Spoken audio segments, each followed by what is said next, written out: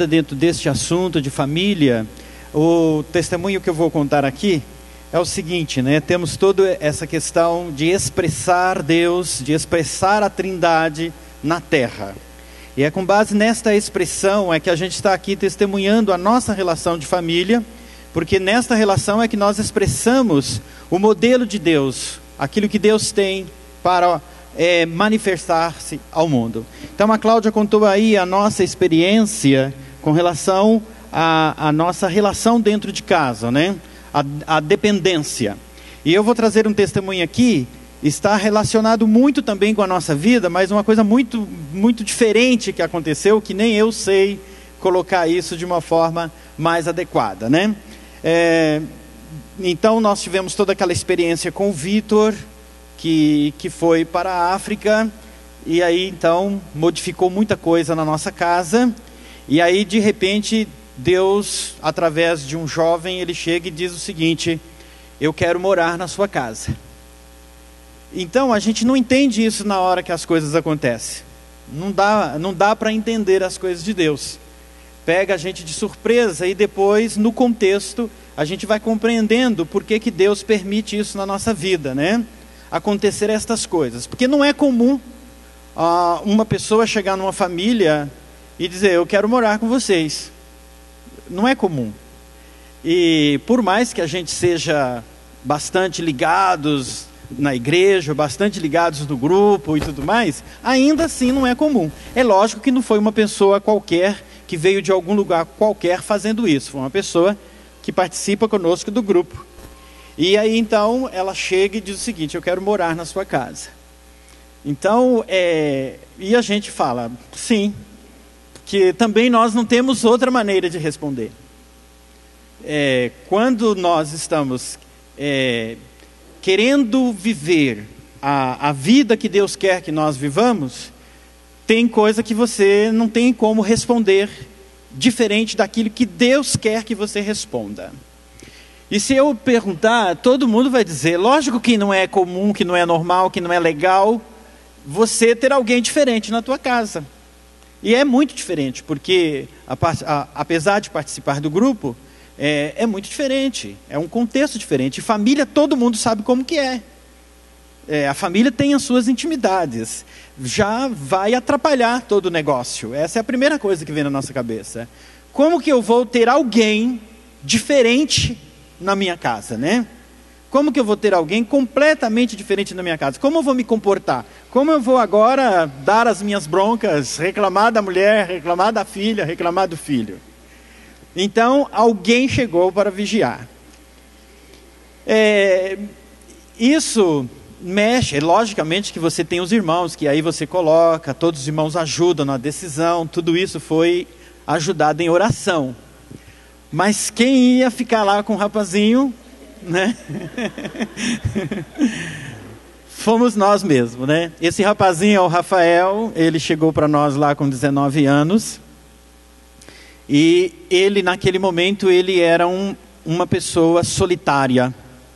E é justamente isso, com base nesse testemunho, então, que eu fui entender um pouco e buscar de Deus uma palavra nisso. E Deus já havia se preocupado com isso, né? Não é o Afonso e a Cláudia os primeiros a se preocupar de hipótese alguma. Deus já estava preocupado com isso, e Ele está usando o seu povo, usando a sua igreja, justamente para atender às suas preocupações. Que esse é o objetivo de nós estarmos vivos na terra. Esse é o motivo da nossa existência. É atender às preocupações de Deus. É colaborar com o plano de Deus, colaborar com aquilo que Deus deseja, é sermos porta-voz do amor de Deus. Isso aí tudo nós já sabemos, e falar isso em teoria, falar isso em ministrações é fácil, é muito fácil. E algumas coisas que eu estou experimentando agora, depois de tanto tempo ministrando, eu estou experimentando muitas coisas na prática que não tem sido fácil. Um pouco a Cláudia já testemunhou, que o tempo todo nós pregamos, que nós devemos entregar as nossas vidas, nós criamos nossos filhos para Deus e tudo mais. Aí depois de um tempo Deus fala, então agora eu quero. E aí depois a gente também testemunha isso, porque eu já preguei isso também. Olha só lá no Salmo 68, 5, 6, o salmista Davi, em um cântico de ações de graça e louvor a Deus, faz uma alusão ao poder do Eterno em agir em benefício dos menos favorecidos, de proteger o justo, desarraigar da terra aqueles que praticam a iniquidade e a injustiça. Dentro deste louvor, encontramos uma afirmativa do salmista que revela o cuidado de Deus em atender os necessitados e as necessidades do que vive em solidão. O texto fala de órfãos, viúvas, solitários e presos, mas ele chama a atenção: o solitário habitará em família. Então, essa palavra, eu também já preguei muito, já falei muito sobre isto, que os solitários habitarão em família, né? E aí então Deus escolheu a minha família para que eu então desse acolhida a um solitário. E a gente não pode simplesmente falar do testemunho sem deixar algumas coisas claras, para que o povo de Deus compreenda algumas coisas, né? Quando a gente fala de solitário, nós precisamos entender que esse solitário que Deus está dizendo aqui, não é um solitário por questão de escolha. Existe a possibilidade das pessoas escolherem viverem solitariamente, mas Deus está falando de uma necessidade, de uma pessoa, de um indivíduo que está vivendo em uma situação, porque ele não escolheu, ficou órfão, ou foi para um lugar distante em busca de oportunidades, em busca de alguma situação. O que nós vamos encontrar hoje no nosso meio, até para nós entendermos quem que Deus quer que nós acolhemos, são solitários por conta de algumas situações. De órfãos, a gente experimenta poucos, né? Mas nós experimentamos muito na sua juventude principalmente, que vão morar longe por uma faculdade, por um estudo, ou por uma condição de trabalho, ele vai morar mais distante. E nesta troca, é como se Deus fizesse uma troca conosco também, porque o Vitor, quando ele sai da nossa companhia para fazer o trabalho de Deus, ele também vai para um lugar longínquo, ele vai também ficar solitário do ponto de vista de família. E Deus também não faltou para ele lá em Moçambique uma família que o acolhesse. Apesar dele não morar com essa família fisicamente dentro da casa, essa família então o acolheu. Talvez aqui alguns conseguiu conhecê-los, porque eles vieram aqui ao Brasil, é o Lino e Vina, eu sempre troco o nome do casal. Eles vieram aqui, então eles são lá para o Vitor, o que nós somos aqui para o Rafael. E o Vitor lá, ele sente muito sozinho, né, e tal, por conta da família, mas ele encontra neste casal um local onde ele pode ir. Inclusive ele está sempre jantando com eles, está sempre comendo com eles, está sempre com eles, porque é preciso estar envolvido em uma família, porque, como foi dito aqui, a família é o ícone da Trindade, e na Trindade nós conhecemos, nós compreendemos a verdadeira relação de dependência, a verdadeira relação de codependência, e do que realmente Deus quer que seja para nós, o que é relacionar-se, o que é estar junto. Não é uma coisa tão simples, que eu quero simplesmente ter um amigo, ter uma amiga, ter alguém que eu conte as coisas, mas que eu tenha alguém que eu me relacione. Para ficar um pouco mais claro, eu coloquei aqui também que essa questão do solitário, ele também não está presente apenas nestas circunstâncias, mas existe uma grande quantidade de situações em que as pessoas se encontram solitariamente. Algo que mexe muito comigo também é o idoso. Então eu não posso deixar de dizer do idoso neste testemunho. Neste momento, a nossa família acolheu um jovem. Mas pode ser que Deus tenha um idoso para nós acolhermos. Pode ser que Deus tenha um idoso para você acolher. E muitas vezes idosos solitários na sua própria família. Então nós temos que estar atento. Então qual que é o objetivo desse testemunho e o objetivo desta fala aqui nessa tarde?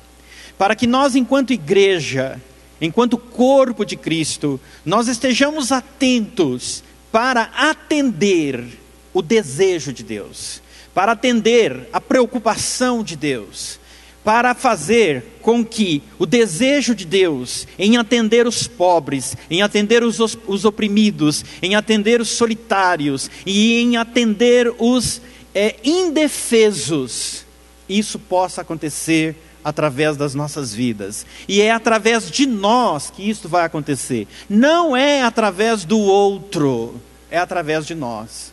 A experiência que Deus permitiu que nós tenhamos, porque nós estamos tendo essa experiência, eu acredito que não é uma experiência para nós, não é uma experiência para a família Porto, é uma experiência para a igreja, porque nós pertencemos à igreja. E quando Deus fala conosco, quando Deus nos capacita a experimentar algo tão tremendo, Ele está dizendo isso para a igreja. É uma forma de Deus falar para a igreja. É isso que eu quero. Então, Deus experimenta isso nas nossas vidas, para dizer para todos nós, para dizer para a igreja: eu vou amar através de vocês. Deus estende a sua relação de trindade na igreja. Deus estende a sua relação de trindade na família. E Ele deseja, sendo Ele o modelo, que nós expressamos esta relação de fato. Que nós tenhamos este entendimento de unidade que há na Trindade. E que nós alcancemos, ou pelo menos que isso seja a nossa meta, de nos aproximar o máximo possível da relação de unidade que existe na Trindade, que existe entre Deus, Pai, Filho e o Espírito Santo. É isso que Ele deseja de nós. E talvez nós experimentando isto na prática, facilita nós compreendermos melhor a relação da Trindade. Talvez para nós compreendermos a Trindade, muito mais do que a teologia, é praticar esta relação de Trindade na família, na igreja.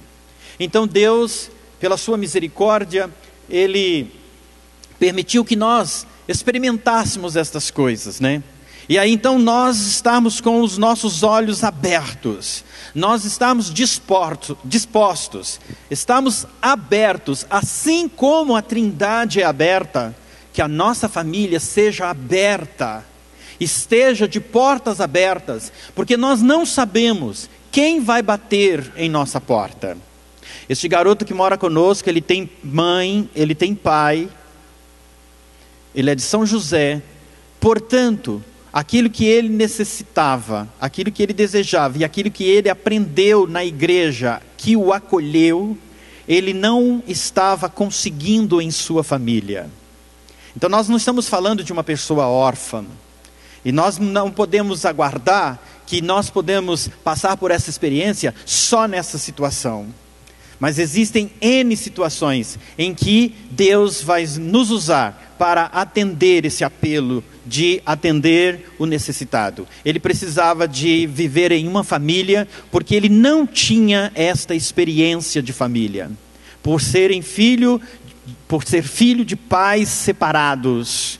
E principalmente nos dias atuais e daqui para frente, o que nós vamos mais ter nessa sociedade são solitários. Não órfãos fisicamente, mas nós vamos ter solitários, órfãos de uma família segundo o coração de Deus.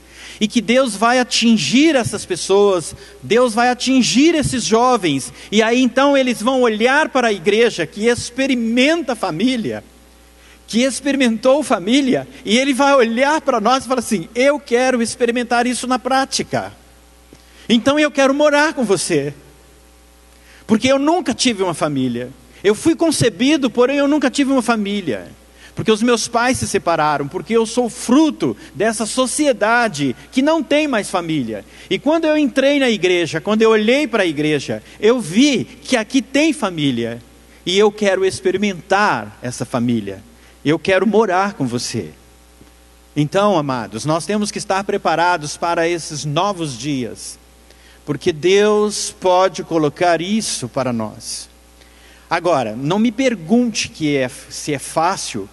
Eu vou te dizer, talvez seja mais complicado, e do que educar filhos e filhas que veio de você. os filhos naturais. Aliás, no começo, eu pensava que ia ser muito simples. A gente sempre pensa. Mas logicamente que nós não somos ingênuos. Nós sabíamos, principalmente pelo desejo dele, pelo objetivo dele. Então imagina, se ele tem essa necessidade, imagina o quanto que nós temos que ensiná-lo. Imagina então o quanto que nós temos que passar.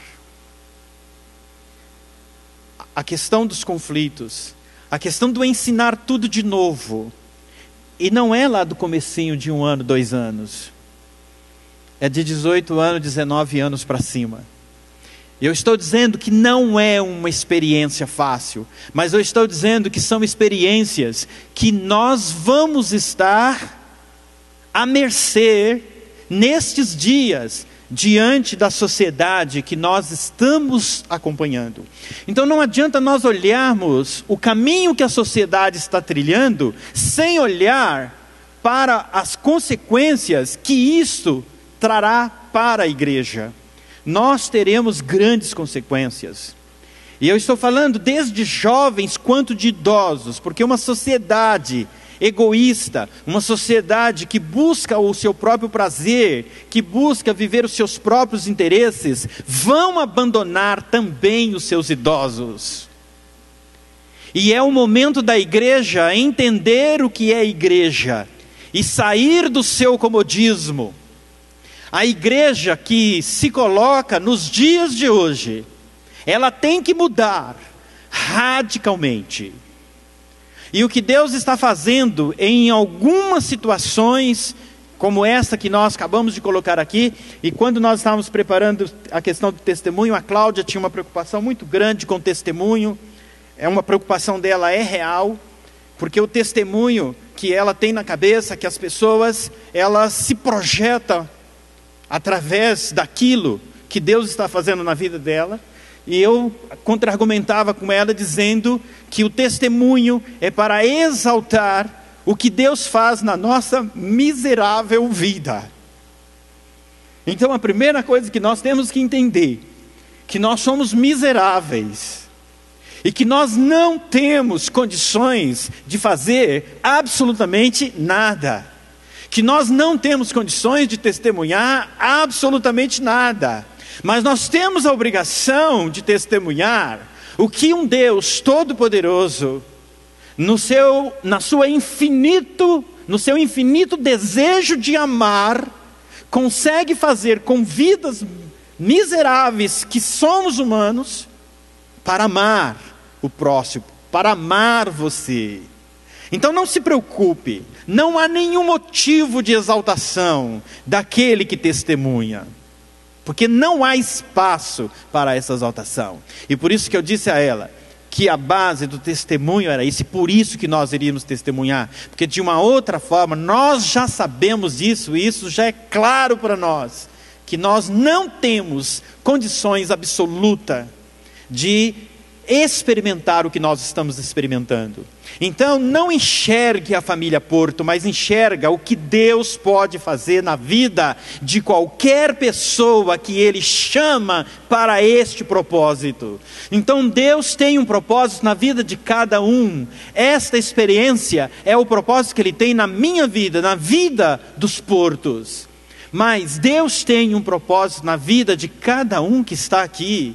E Ele vai usar no momento exato que Ele deseja.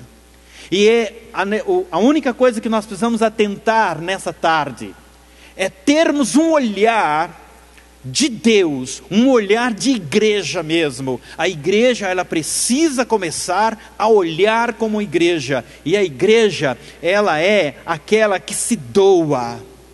É uma igreja que tem o seu amor, um amor dadivoso, assim como é o amor paterno, que é um amor dadivoso, é o amor da igreja, é um amor de dar. O verbo que nós usamos e que deve permear a nossa vida é dar, não é receber. E Jesus já deixou muito claro para nós isso, apesar de não estar dito com clareza lá nos evangelhos, mas Paulo, que teve experiência pessoal com ele, disse que Jesus havia dito, e nós cremos porque nós cremos em Paulo. de que Jesus, nos seus ensinos, pelo menos para ele não está registrado lá nos evangelhos, melhor dar do que receber. E a igreja tem que acordar para isso, e a igreja tem que parar de querer receber.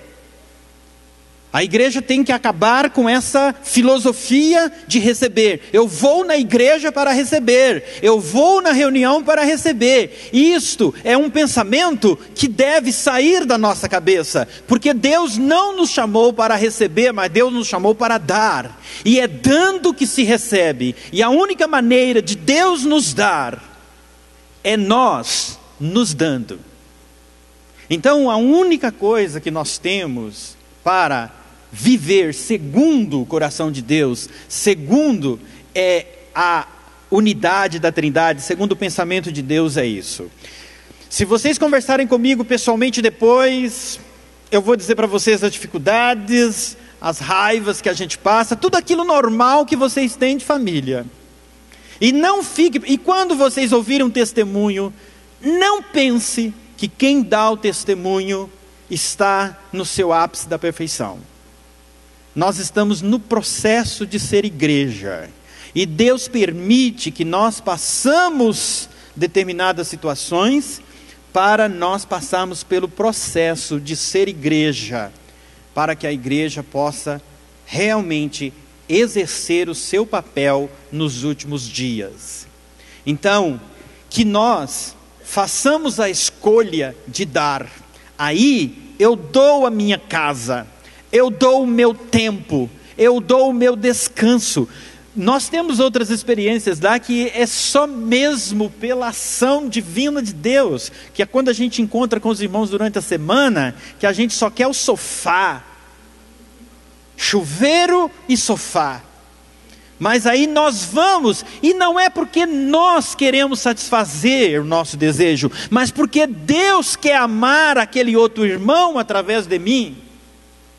Então eu vou, porque Deus exerceu a sua misericórdia, o seu poder, a sua força, toda a energia de Deus. E aí nós damos, e aí então o que é que acontece? Nós recebemos. E aí a gente sempre conta depois no final, né? Quando a gente está só a bagaceira do corpo, a gente fala assim, nossa, que delícia foi a gente estar junto. Que delícia foi nós nos encontrarmos. E se nós não mergulharmos nesta ideia de nos doarmos, de nos entregarmos, nós não vamos experimentar a relação da Trindade na nossa vida. Nós não vamos experimentar a unidade. Se nós fugirmos disto, se nós fugirmos dos conflitos, se nós não quisermos dar o momento do nosso descanso, dar a nossa casa, dar a nossa sala, dar a nossa cozinha, dar a nossa garagem, dar a porta da nossa garagem para estacionar o carro, porque é muito difícil ir visitar os irmãos, porque a rua não cabe mais carro. E aí você tem que dar também isso daí, porque quando o outro filho chega para pôr o carro na garagem, você tem que parar do outro lado, chamar a pessoa, tira o carro por favor para eu entrar. Tudo isso é uma luta, e tudo isso acontece na vida real. E nós temos que dar também a nossa paciência, o nosso tempo. Quantas vezes eu não cheguei em casa bravo? E a gente também fica bravo, tá? Fica chateado. Mas aí entra o que é verdadeiro, porque nós somos falsos. Mas aí entra o que é verdadeiro em nós, o Espírito Santo, e Ele nos cura. E aí Ele, pela misericórdia, Ele nos cura, e aí então nós recebemos graça de ter dado. E nós damos não porque somos bonzinhos, é quase assim, Deus toma de nós. Se eu posso usar essa expressão, comparando a nossa humanidade, a nossa incapacidade, é quase assim, Deus toma de nós. E às vezes é bom falar isso, é bom orar, Senhor, toma de mim. Se eu não consigo entregar espontaneamente, Ele quer espontaneamente, não tenha dúvida. Mas o prazer de se relacionar com Deus, o prazer de experimentar essa relação da Trindade, da unidade, de ser o canal de bênção e o canal de amor para Deus, vale a pena você fazer. Eu faço essas orações, não sei se teologicamente é certo, mas eu faço porque eu quero. Senhor, toma de mim. Eu não quero segurar isso para mim, porque a gente sabe que se nós segurarmos para nós não vamos ter. Aquele que mais ajunta, isso aí, nem na economia está funcionando, principalmente na do Brasil há muito tempo. Nem na economia funciona você ajuntar muito. Muito menos na economia de Deus. A nossa economia, a nossa poupança é sempre dar. É sempre dar. Quanto mais você dar, mais você recebe. Não tenha dúvida disto. E que nós estejamos preparados para atender a demanda de Deus nesses dias. Estou usando demanda por causa do meu trabalho. É tanta demanda, mas a demanda de Deus é maravilhosa. Então eu já quero ir para o trabalho melhorando a situação. Quando eu ouvir a palavra demanda, eu quero pensar na demanda de Deus. Quanto mais nós tivermos demanda de Deus, mais felizes nós vamos estar, porque mais nós vamos receber. Porque quanto maior a necessidade de eu dar, porque Deus quer experimentar, Ele quer amar as pessoas, eu vou receber. Então é esta mentalidade que o cristão tem que ter. Esta é a inteligência espiritual, é o contrário. Tudo que você aprende no mundo, tudo que você aprende nas teorias do mundo, inverte que vai dar certo. Inverte que vai dar certo. Ok? Pensa em descansar, trabalhe que vai dar certo, você terá descanso. Pensa em receber, dar, porque você terá de volta. Né? Pensa em ser amado, ame, você será amado. Pense que a sua esposa tem que fazer alguma coisa por você, faça por ela. Pensa que os seus filhos têm que fazer alguma coisa por você, faça por eles. Pensa que os seus pais têm que fazer alguma coisa por você, faça por eles. É o inverso. Essa é a dica de Deus. Essa é a dica do Espírito Santo. Inverte o pensamento. Amém, amados? Que Deus nos dê graça para continuarmos testemunhando, para continuarmos tentando viver aquilo que Ele deseja que nós vivamos. Que Deus nos abençoe.